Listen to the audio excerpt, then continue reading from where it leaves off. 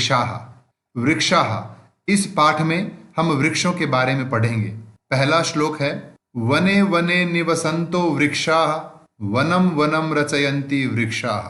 वने वने अर्थात प्रत्येक वन में, निवसन्तो, निवसन्तः का अर्थ है रहते हुए या रहने वाले, वृक्षाः अनेक पेड़, वनम वनम अर्थात प्रत्येक वन को, रचयन्ति बनाते हैं, वृक्षाः यानी पेड़।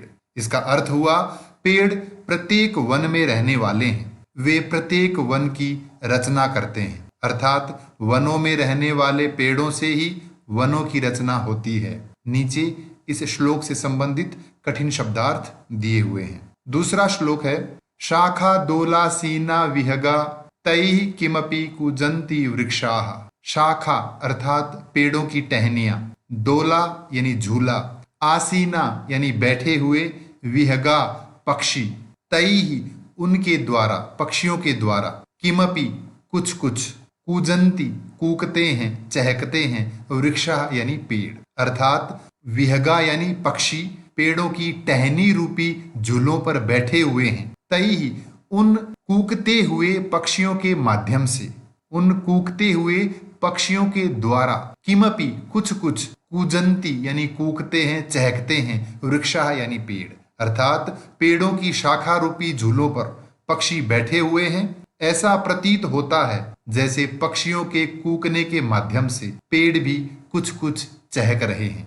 पिबन्ति पवनम जलम संततम साधु जना इव सर्वे वृक्षाः। पिबन्ति पीते हैं, पवनम हवा, जलम पानी, संततम हमेशा निरंतर, साधु जना इव, साधु जना इव अर्थात तपस्वियों की तरह, सर्वे यानी सभी, वृक्षा यानी पेड़, पेड़ तपस्वियों की तरह होते हैं जो हमेशा हवा और पानी पीकर जीवित रहते हैं। सभी पेड़ साधुओं जैसे हैं जो लगातार हवा और पानी पीते हैं, अर्थात पेड़ तपस्वियों की तरह केवल हवा और पानी पीकर अपना जीवन यापन करते हैं। पेड़ तपस्वियों की तरह परोपकारी होते हैं। स्पृशन्ति पादैः पातालं च नभ शिरस्सु वहन्ति वृक्षाः। स्पृशन्ति अर्थात स्पर्श करते हैं, छूते हैं, पादैः यानी पैरों से, पातालम पाताल को, च और, नभः नभ यानी आकाश को। ये नभस शब्द का द्वितीय विभक्ति एक वचन का रूप है। इसका अर्थ होगा आकाश को। शिरस्सु सिरों पर अर्थात अपने सिर पर, वहंती धारण किए हुए हैं या ढोते हैं, वृक्षाः यानी पेड़, पेड़ अपने जड़ रूपी पैरों से पाताल को छूते हैं और वे अपने सिर पर आकाश को ढोते हैं, अर्थात पेड़ों की जड़ें धरती में बहुत गहरी हैं और ऊंचे ऊंचे गगनचुंबी पेड़ों को देखकर ऐसा लगता है जैसे पेड़ आसमान को सिर पर धारण किए हुए हैं। पयो दर्पणे स्वप्रतिबिंबम कौतुकेन पश्यन्ति वृक्षाः। पयो दर्पणे, पय अर्थात पानी रूपी, दर्पणे यानी आईने में, स्वप्रतिबिंबम अपना प्रतिबिंब, प्रतिबिंब अर्थात रिफ्लेक्शन, कौतुकेन आश्चर्य से, पश्यन्ति देखते हैं, वृक्षाः यानी पेड़, पेड़ अपने प्रतिबिंब को जल रूपी दर्पण में आश्चर्य से देख रहे हैं, अर्थात झील के किनारे स्थित पेड़ों का प्रतिबिंब झील के पानी में दिख रहा है, जिससे ऐसा प्रतीत हो रहा है जैसे पेड़ पानी रूपी आईने में अपने प्रतिबिंब को आश्चर्य से देख रहे हैं। प्रसार्य स्वच्छाया संस्तरणम कुर्वन्ति सत्कारम वृक्षाः। प्रसार्य फैलाकर या बिछाकर, स्वच्छाया स्व यानी अपनी, छाया यानी छाया, संस्तरणम यानी बिस्तर, अपनी छाया रूपी बिस्तर को प्रसार्य यानी बिछाकर, कुर्वन्ति करते हैं, सत्कारम अर्थात आदर सत्कार, वृक्षाः यानी पेड़, पेड़ अपने छाया रूपी बिस्तर को फैलाकर सबका आदर सत्कार करते हैं, अर्थात पेड़ अपना छाया रूपी बिछोना बिछाकर सभी जीवों को अपनी छाया में विश्राम करने के लिए आमंत्रित करते हैं। कितने परोपकारी हैं ये पेड़। अब हम चर्चा करेंगे अभ्यास कार्य पर। पहला प्रश्न है, वचनानुसारम रिक्त स्थानानि पूरयत।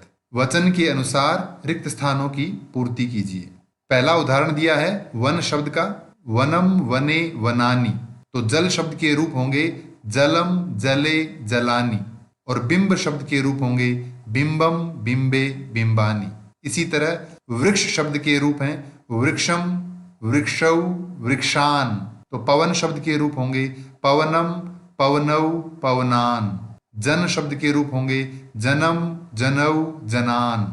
दूसरा प्रश्न है कोष्ठकेषु प्रदत्त शब्देषु, कोष्ठक में दिए हुए इन शब्दों में उपयुक्त विभक्तिम योजयित्वा, सही विभक्ति जोड़कर रिक्त स्थानानि पूरयत, रिक्त स्थानों की पूर्ति कीजिए। उदाहरण दिया है अहम रोटिकाम खादामी, ये शब्द कोष्ठक में दिया रोटिका, इसमें उचित विभक्ति लगा करके हमने शब्द बनाया रोटिकाम। अहम रोटिकाम खादामी, मैं रोटी खाता हूं। त्वम जलम पिबसी, तुम जल पीते हो, कोष्ठक में शब्द था जल, इसमें उचित विभक्ति लगाकर शब्द बनाया जलम, और वाक्य बना त्वम जलम पिबसी, तुम पानी पीते हो। छात्रः दूरदर्शनम पश्यति, छात्र दूरदर्शन देखता है। वृक्षाः पवनम पिबन्ति, वृक्ष हवा पीते हैं। ताः कथाम लिखन्ति, वे सब कहानी लिखती हैं। आवाम जंतुशालाम गच्छावः, हम दोनों जंतुशाला जाते हैं।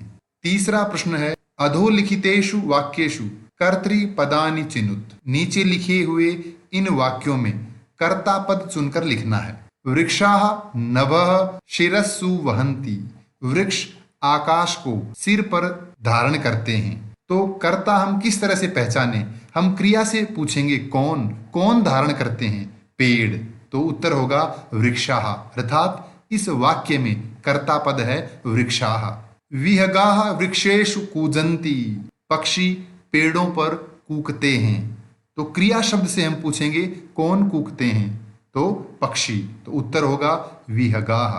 पयो दर्पणे वृक्षाः स्वप्रतिबिंबम पश्यन्ति, जल रूपी आईने में पेड़ अपना प्रतिबिंब देखते हैं, तो क्रिया शब्द है पश्यन्ति, इससे पूछेंगे कौन देखते हैं, तो उत्तर होगा पेड़, तो कर्ता शब्द हुआ वृक्षाः। कृषकः अन्नानि उत्पादयति, किसान अनाज उत्पादन करता है, तो क्रिया से पूछेंगे कौन करता है उत्पादन, तो किसान, तो कर्ता पद हुआ कृषकः। सरोवरे मत्स्याः सन्ति, तालाब में मछलियां हैं, तो कौन है, मत्स्याः, तो कर्तृपद मत्स्याः। चौथा प्रश्न है प्रश्नानाम उत्तराणि एक पदेन लिखत, इन प्रश्नों के उत्तर एक पद में, एक शब्द में लिखिए।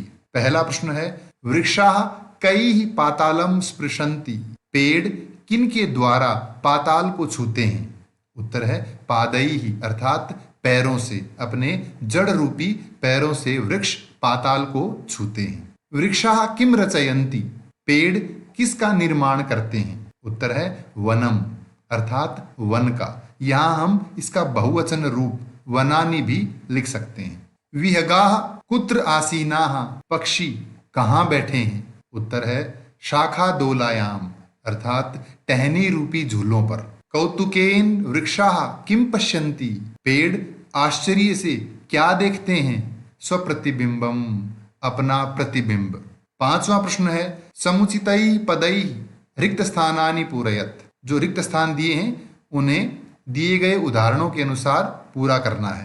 प्रथमा विभक्ति में गज शब्द के रूप हैं गजः गजौ गजाः, तो अश्व शब्द के रूप होंगे अश्वः अश्वौ अश्वाः। द्वितीय विभक्ति में सूर्य शब्द के रूप हैं सूर्यम सूर्यौ सूर्यान, तो चंद्र शब्द के रूप होंगे चंद्रम चंद्रौ चंद्रान।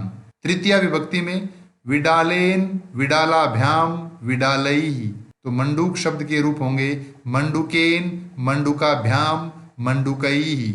इसी तरह चतुर्थी विभक्ति सर्प शब्द के रूप हैं सर्पाय सर्पाभ्याम सर्पेभ्यः, तो वानर शब्द के रूप होंगे वानराय वानराभ्याम वानरेभ्यः। पंचमी विभक्ति में मोदक शब्द के रूप हैं मोदकात मोदकाभ्याम मोदकेभ्यः, तो वृक्ष शब्द के रूप होंगे वृक्षात वृक्षाभ्याम वृक्षेभ्यः।